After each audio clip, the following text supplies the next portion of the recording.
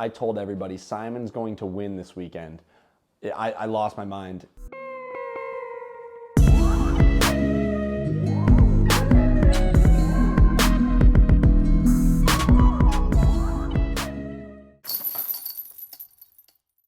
What's up, guys? Welcome back to the channel. Today is the 21st episode of Vlogmas. There is only a couple days left of Vlogmas, and today we have another in-studio vlog coming at you. I don't know if some of you saw, a couple days ago, I posted an Ask Me Anything on Facebook, Instagram, my Instagram story. Got a bunch of questions. I wrote down a pretty good list of all of them, and I'm just gonna go through them and shout out the people who wrote them, and I'm very excited to get into them and share my answers. Starting it out with the first question of the Ask Me Anything, coming from none other than Trusvik Big T. He's asking me if I am coming to the PCS Open in Norway next year. And the answer is hopefully. I'm signed up. I got the tour card and I did sign up for it, but I hope to go to Europe. I've never been, so maybe it'll be my first time. Next up, we have a question from Josh M. He asked, what are the 3 things that I take into factor when I'm signing up for a tournament? The first one definitely is tier, because tier basically means how much money is involved. And then the next thing would be course. If I know that the course is very good, I'll be way more inclined to go out of my way to play in it or just enjoy the course. And the third thing is also just timing and distance. If it's right on the way, even if it's an event I maybe don't love or have never heard of, if it's right on the way and it's a good, like an A tier or something, I'm probably gonna consider playing in it. Tournaments that are way out of the way, they have to be somewhere really special like Smuggler's Notch or something. Okay, this one is really funny. So Nick Brozak, he gave me like 8 questions on my Facebook post, I think. So I just picked 3 of my favorite ones that I wanted to answer, so let's get right into it. He asked, when did I realize I could make disc golf my career? And how did it change after that? How did my drive change? The first time that I realized that I could really compete in disc golf was actually at the Junior World Championships. And it's not a huge event and I didn't play like a pro, but it's just a matter of the fact that I got on a plane to play disc golf and I actually performed. Like, I would have been totally cool with just taking the trip and just having fun, but I happened to play good. And then the next year at the 2018 World Championships, I played probably the best tournament of my career up until that point, and it showed me that I could keep up with the pros. But it was actually in 2020 when Simon and I went on tour. We were only supposed to play the Preserve and DDO and then go home. And Simon went home, but after the Preserve, he told me that I should stay on tour. And I was like, how? And he was like, find somebody to drive you and just sign up. And I was like, all right, let's try it. And I did. And then 2 weeks later, I won a big B tier at the Twin Town Throwdown in Minnesota. So that was just a really big pushing point, and I think at that point when Simon told me that I was capable of going on tour, it just made me believe in my own abilities, and 2 weeks later I won a tournament, and then from then on I just knew that I had more in me than I had shown so far, and I had a brighter future than I probably imagined that I would. All right, next question from Nick is my biggest influences in the sport, local and on tour. On tour, I just have to say all of the Finns, or mostly all the Europeans, but the Finns are the ones I've spent the most amount of time with. Just their dedication to improving themselves, the way that they eat, the way that they exercise, everything that they do, they're training themselves to be a better disc golfer. And I've stayed a couple tournaments with a decent amount of them, like Seppo, Vaina, Nika Ratua, and just the way that they treat themselves as professionals is really inspiring. As far as the local inspiration goes, this one might be funny. But when I first started playing tournaments, like when I got my PDJ membership back in 2016, my idol was Marky Chap, because he was the big time sponsored guy that came to Cogs League, and he was just a great disc golfer and a better guy, and I just really looked up to him. He was a pro, I was an AM, so I was like, what better person to look up to than somebody that I'm becoming really good friends with, and they're really good at disc golf. And the last question from Nick is, what tournament on tour has the best fans besides the MVP Open? And of course, the MVP Open is notorious. The 8 holes, they're awesome. I love everything about the atmosphere at Maple Hill, my hometown crowd. However, a home away from home for me would be the Preserve, because I know so many people in Minnesota. I've spent so much time in the past 5 years in the state of Minnesota. So going to the Preserve, getting like a home away from home, type of vibe. And not only that, you don't have to feel like you belong there. The fans there are just really, really into it and very supportive, and I always appreciate that at the Preserve. The next question was kind of similar, asked by two people, two of my friends, Maverick and Mike Kemp. They asked, what do I want to see from Discmania in this upcoming season? And I only have one answer for that, and that is a new C-Line MD5. I hope it's coming. I'm very excited. I need it. I need it so bad, and I really, really hope that it's going to be a good one. The next question is from a Massachusetts local, AJ Brunel. He asked me, what is my favorite beer? And my favorite beer of all time is the Purple Haze from Treehouse. It's just perfect mix of hazy and citrusy, and it's just really, really good. Not too harsh as well. He also asks, can everyone see me chug it? But I don't chug beers. I just sip and enjoy and just take my time. Next question is from MF Tyrone. He asked me, what is my favorite state to play in, and what's the hardest course that I've played in that state? And my favorite state that I have played in has to be Oregon. I honestly haven't played enough courses for me to be proud of it, but I have played really, really good ones for the ones that I have played, like Pier Park and Whistler's Bend and Blue Lake. I love those courses. However, the hardest one, it's got to be the new Glendoveer. It's on a golf course, but it's still very, very challenging. And there's a lot of holes that have OB on either side, both sides, whatever. And to really push towards the basket for birdie, you need to have like that upper level of distance. And I found myself throwing some rollers. Whether that was ill-advised, I'm not sure. The course is hard. Next up, question from Tony Webb from New Hampshire. He asked, what is my favorite or least favorite hole on tour? My favorite hole on tour is my favorite hole in the world, and that is hole 4 at Fox Run. I always say about hole 4 at Fox Run, combined with the shot selection and the beauty of it, it doesn't get any better as far as my game. The tee shot demands an anti-flex with an overstable driver, and then the upshot is a overstable sidearm typically. And those are two things that I feel like I have a very good strength in. And while you're doing it, you're looking at the beautiful Vermont landscape, and it just doesn't get any better. However, an honorable mention for favorite hole on tour is hole 10 at Brewster. It's the perfect hole to throw an FD, and you just rip it straight, and it's got a beautiful green with the trees. I'm sure you know what hole I'm talking about, but those two smugs, it just doesn't get any better. However, my least favorite holes on tour, the first one has to be hole 6 at Lake Eureka. And there's some other holes at Lake Eureka that could have definitely made this. However, after you play the baseball field hole at Lake Eureka, you literally have to walk the entire distance of the next hole just to get to the tee pad. And then you're basically just throwing in a blank field that has rope on either side. There are trees on the left, but the fact that it's just defined by rope, and I just had to walk the entire length of this 700-foot par 4, it's just no fun. But the honorable mention for my least favorite hole on tour was last year's hole 1 at Texas State's. We're starting in a 30 to 40 mile an hour headwind right to left, and the basket's on a ginormous freaking stone pyramid. And like, you just don't want to start your round on a basket like that. I thought it was very unnecessary and just annoying. Next question is from Jacob.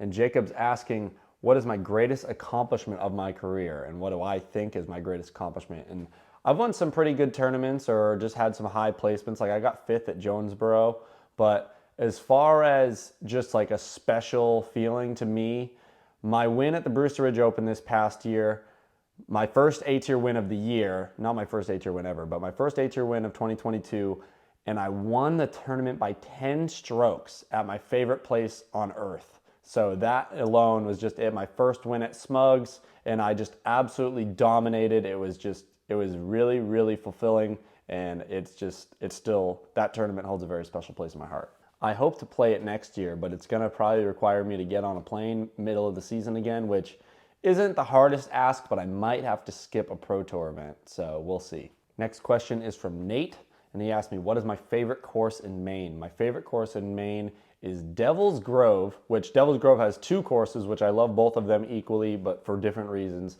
But my favorite is the Devil.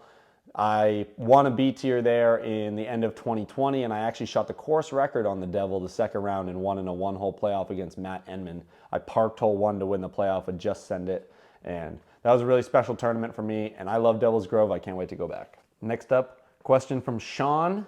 He's asking me who is my celebrity inspiration growing up, and being from Massachusetts, New England, what have you, it has to be Tom Brady. I've never seen an athlete more driven, more motivated, you know, the chip on the shoulder, pick 199. It just doesn't really get any better than Tom Brady's story, just the way that he came up and the way that he just delivered every single year.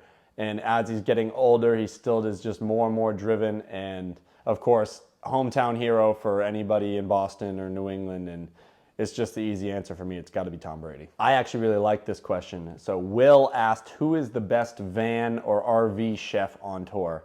And I have two answers. One of them is Garrett Gerthy. Garrett brings like an entire grill and smoker with him on tour. I've seen his stories. He makes some insanely good meals on tour. I unfortunately don't really partake. He doesn't feed me on tour, which that's totally fine. No hard feelings there. However, I'm very jealous of what he makes. Something that I have been able to reap the benefits is Jordan, James Conrad's girlfriend. She is an incredible cook. And when we were camping at Idlewild, she would just be cooking throughout the day and she'd just be like, oh, do you want some? And I'm like, yeah, sure. And it was delicious every single time. And I just really admired her motivation to cook. Like when you live in a van and you know, you don't have like a full kitchen or a really decent size like sink to clean your dishes in, it takes a lot of motivation to cook yourself like a decent meal. And Jordan was cooking like every day. And it was delicious. Next question is from Fairway Flyers, and they're asking, what is my favorite hole in Minnesota? And that has to be the Kobe basket, hole 8 at BRP. They switch up the hole numbers, but the original hole 8 is the one with the 3-tiered bark mulch green. It's got the Kobe purple and yellow basket. And at the 2021 Majestic, I played the dubs the Friday before. I actually hit off the band for the ace, and then off the tournament, I went right by the basket, almost hit chains.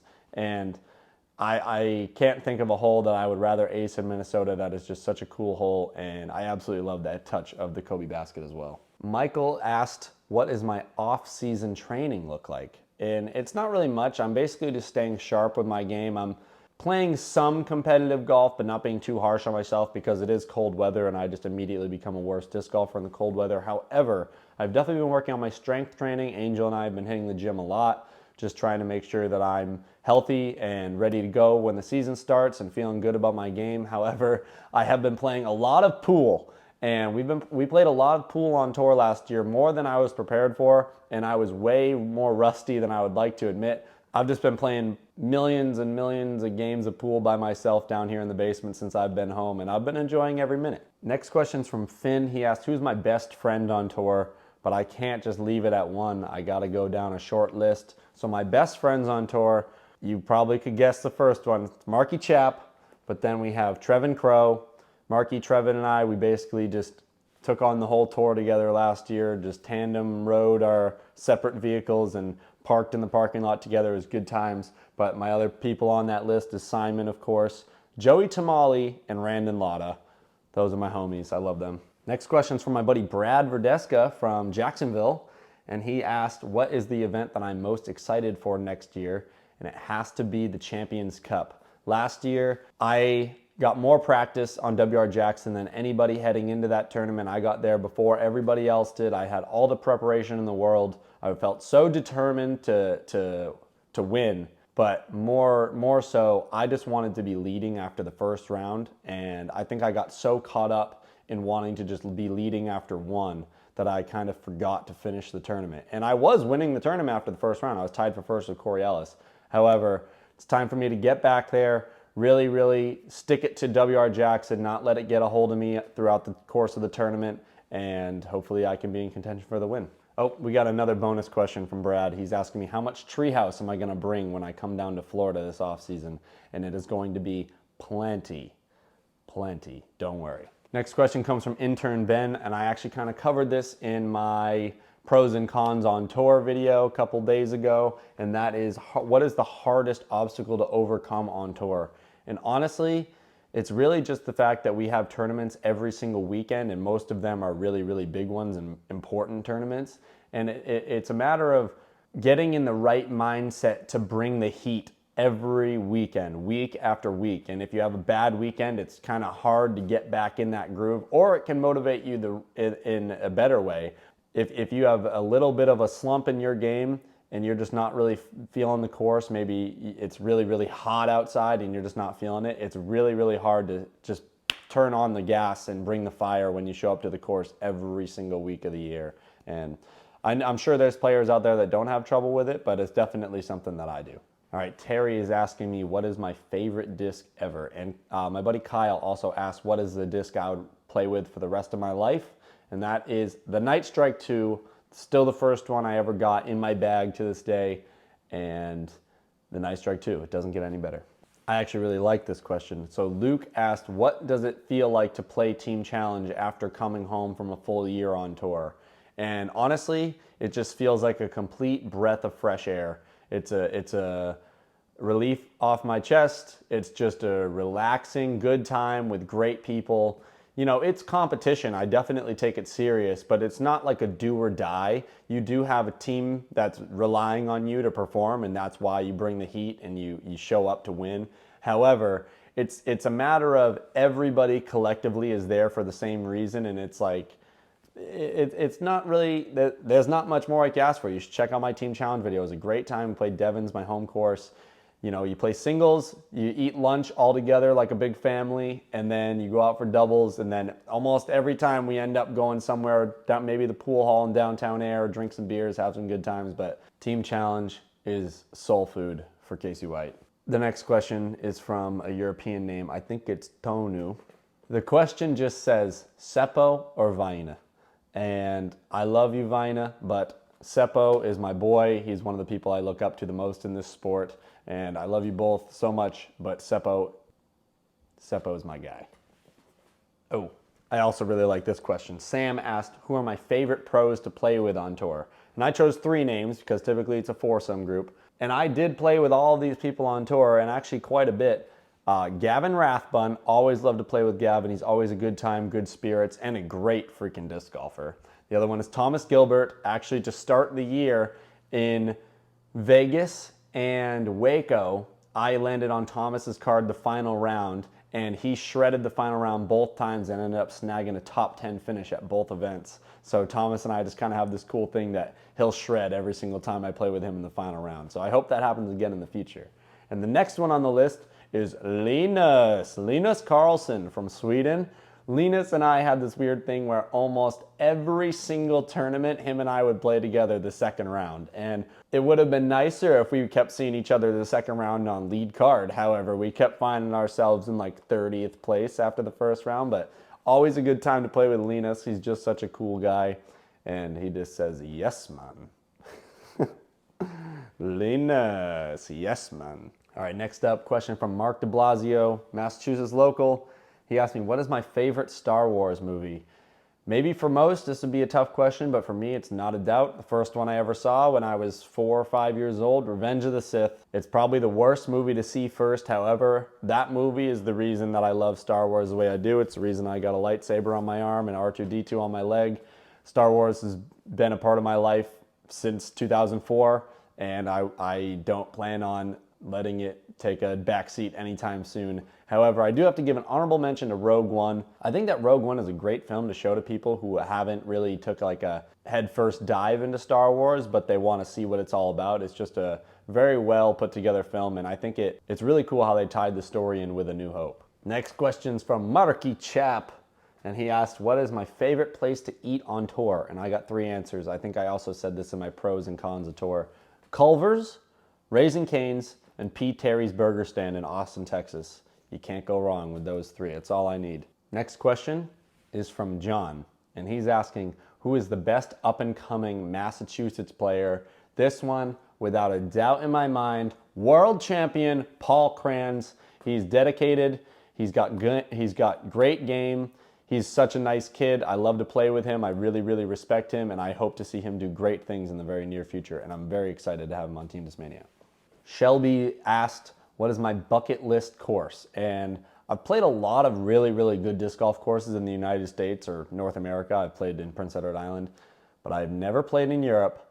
And one of the courses in Europe that's always stood out to me is Ale Disc Golf Center in Sweden. I've seen the videos. They actually just shut down. And the word on the street is that Ale is actually trying to make a comeback And I think they're doing some fundraising, and if I can get over to Sweden in the next couple of years, I really hope that the course is up and running again, and I would absolutely love to play it. I will include an honorable mention though for the United States, because that's a little more feasible than, people going to Europe. The Blockhouse in Virginia. I've heard many good things. They host the tournament 2 days in May. Paul Macbeth has played it a couple times. A lot of my friends have played it. They've said great things. They've got a hard course, I think an easier course, and then they have a tiki course. If you don't know what a tiki course is, it's kind of like a par 2 fun course. You play glow golf, and that just sounds like my kind of party. So I would really love to get to play the Blockhouse sometime. This one's a little spicy here. This is a spicy topic. Caden asked me, in my opinion, who do I think is the GOAT in disc golf? And my answer is Paul Macbeth. However, that's because Paul is just, I don't know, he's just so good. However, he needs to pass Climo in major titles. I don't think it's feasible for Paul to surpass Climo in world titles, but I don't think that the world title number means who is the greatest player of all time. Basically what I'm saying is Paul Macbeth can be 11-time world champion at the end of his career and absolutely be the greatest player of all time. This one's a little special for me. Patrick is asking me, what is my favorite memory with Simon that was not on any of the vlogs? And this one is this question's a little sappy, but over the summer, right before Ledgestone, my girlfriend and I actually broke up, and I went to Ledgestone, and I was just trying to get out of my own head, trying to prepare for the tournament, but I was just really kind of discombobulated for the entire weekend before the tournament. Thankfully, I had enough preparation time, but I went and played the courses, and I felt kind of prepared, but I still wasn't really in the right headspace. But actually, the night before the tournament on Wednesday night, Jarrett and I went over to Simon's Airbnb to hang out with Simon, Jerome, and Matty O. And Simon and Jerome broke out the guitars, and we just jammed out, and Simon and Jerome played guitar, Jarrett and I sang.